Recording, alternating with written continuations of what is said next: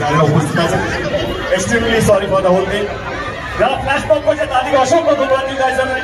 Brilliant brilliant brilliant, better than the original. যার জন্য এখানে আসা, যে কারণে এখানে আসা, আমাদের ছবি খানা রিলিজ হচ্ছে 28 ডিসেম্বর। অনুরোধ করবো আপনাদের সকলকে, মধ্যম গ্রামের সমস্ত মানুষকে আপনাদের পাশের, আপনাদের কাছের সিনেমা হলে ছবিটা দেখুন। খুব কষ্ট করে আমরা ছবিটা বানিয়েছি, খুব যত্ন নিয়ে আমরা ছবিটা বানিয়েছি।